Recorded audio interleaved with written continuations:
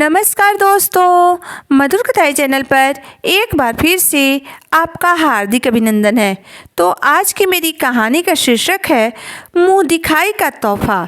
तो चलिए शुरू करते हैं आज की अपनी ये कहानी। 4 बहनों के इकलौते भाई की शादी की तैयारी चल रही थी। चारों तरफ खुशियों का माहौल था क्योंकि सरधा जी को 4 बेटियों के बाद एक बेटा हुआ था, इसलिए वह सबका बहुत लाडला था। सबको उसकी शादी की बहुत इंतजार थी। आखिर आज उसके इंतजार की घड़ी पूरी हो गई। 4 बेटियों को विदा करने के बाद सरधा जी के घर में आज उनकी इकलौती और लाडली बहू आने वाली थी। सब और धूम मची हुई थी। मेहमानों का आना जाना लगा हुआ था। घर के सभी लोगों के बीच रस्में हो रही थी। चारों बहनें एक साथ सभी रस्मों को निभा रही थी क्योंकि उनके इकलौते भाई की शादी थी, इसलिए वह अपने हर शौक इस शादी में पूरा कर लेना चाहती थी।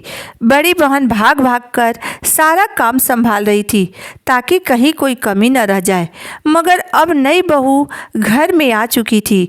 मुंह दिखाई की रस्म शुरू होने वाली थी, परंतु मुंह दिखाई के रस्म के पहले बड़ी बहन सबसे छुपकर एक कोने में जाकर खड़ी हो गई। तभी उसकी छोटी बहन उसके पास आकर बोली, ये क्या दीदी, आप यहाँ अकेले छुप कर क्यों खड़ी हैं? देखो हम लोग मुंह दिखाई के लिए क्या क्या लेकर आए हैं। आपको सभी लोग मुंह दिखाई के लिए बुला रहे हैं क्योंकि आप घर में सबसे बड़ी बहन हैं। आपने तो अभी तक हमें यह भी नहीं बताया कि आप नई दुल्हन को मुंह दिखाई में क्या देने वाली हैं। यह देखो दीदी, मैं क्या लाई हूँ नई दुल्हन के लिए। सबसे छोटी बहन ने खुशी से अपने तीनों बहनों के बीच एक सुंदर सी डिबिया में से सुनहरी चमचमाती हुई झुमकियाँ निकाल कर दिखाते हुए कहा, अच्छी है ना दीदी, दुल्हन को पसंद तो आएगी ना? तब बड़ी बहन ने हंसते हुए कहा, अरे छोटी, तुम्हारी पसंद तो बचपन से ही बहुत सुंदर है, तो फिर आज कैसे खराब होगी? नई दुल्हन को तुम्हारे लाए हुए झुमके बहुत पसंद आएंगे।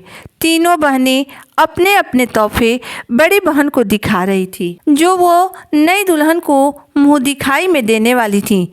यह सब देखकर बड़ी बहन बहुत ही उदास थी क्योंकि उसकी आर्थिक स्थिति अच्छी नहीं थी। उसका पति एक छोटा सा दुकान चलाता था। एक तो उसकी दुकान पहले से ही बहुत अच्छी नहीं चल रही थी, दूसरी उसकी बीमारी के कारण उसके पति का बहुत पैसा खर्च हो चुका था। उसकी बीमारी ने उसे जिंदा तो छोड़ दिया था, परंतु उसे कहीं का नहीं छोड़ा था। यहाँ तक कि उसके पति ने उसका इलाज कराने के लिए अपना दुकान भी गिरवी रख दिया था। उसके ठीक होने के बाद अब जो घर में बचा खुचा था वह दुकान को छुड़ाने में और फिर से शुरू करने में लग गया। वह कैसे अपनी छोटी बहनों को बताती कि उसका अभी मायके भाई की शादी में आना ही बहुत बड़ी चुनौती था। तभी मझली बहन अपना तोहफा दिखाते हुए बोली, देखो दीदी, मैंने नई दुल्हन के लिए यह नाजुक सी मंगलसूत्र बनवाया है। आपके जीजा जी और मैंने मिलकर पसंद किया है इसे। कैसी लगी आपको? बड़ी बहन ने मंगलसूत्र को हाथ में लेकर देखते हुए कहा, अरे यह तो बहुत सुंदर है, नई दुल्हन इसे पहनकर और भी सुंदर लगेगी। तभी तीसरी नंबर की बहन ने भी अपना गिफ्ट दिखाते हुए कहा, दीदी आजकल बाज़ार में लंबी अंगूठी खूब चल रही है, इसलिए मैंने वही बनवा ली मुंह दिखाई के लिए। उसने अपनी तीनों बहनों को अपनी लाई हुई अंगूठी दिखाते हुए कहा। फिर उसने अपने भाई को वह अंगूठी दिखाते हुए कहा, देख छोटके, तू भी देख ले, पसंद तो आएगी ना तेरी दुल्हनिया को मेरा लाया हुआ तोहफा? उसने अपने भाई को छेड़ते हुए कहा। यह सब देखकर और सुनकर बड़ी बहन शर्म से झुकी जा रही थी। अभी वह कुछ बोलने ही वाली थी कि तभी उसका छोटा भाई बोला, अरे दीदी, आप यहाँ खड़ी हैं और मैं तब से आपको ढूंढ रहा हूँ। फिर उसने अपनी बड़ी बहन के हाथ में एक डब्बा देते हुए कहा, अरे दीदी, आपने गलती से यह मेरे कमरे में ही छोड़ दिया था। तभी छोटी बहन ने पूछा, अरे क्या है इसमें? छोटा भाई बोला, अरे कुछ नहीं छोटी दीदी, वह क्या है ना कि हमारी बड़ी दीदी को लगता है भूलने की आदत हो गई है, इसलिए बड़ी दीदी अपनी मुंह दिखाई का तोहफा मेरे कमरे में ही भूल आई थी।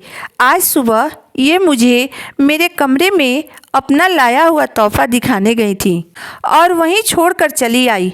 तभी बीच में ही छोटी बहन ने अपने भाई के हाथ से वो डिब्बा ले लिया और फिर उसे खोलकर देखा तो उसमें 2 चमचमाती हुई सोने की चूड़ियाँ थी।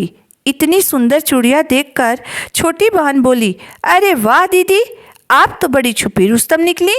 तभी मैं कह रही हूँ कि आप सबसे अलग होकर यहाँ इतनी देर से चुपचाप क्यों खड़ी हैं। दीदी, आपकी लाई हुई चूड़ियाँ बहुत सुंदर हैं। तीनों बहनों ने बड़ी बहन की लाई हुई सोने की चूड़ियों की तारीफ की। फिर वह दूसरे कमरे में चली गई और वहाँ गाने की आवाज़ पे थिरकने लगी।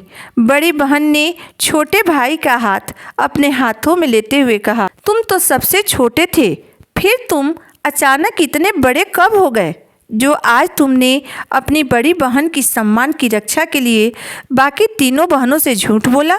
यह कहते हुए बड़ी बहन की आंखों में आंसू भर आए और वह भाई के गले से लगकर रो पड़ी।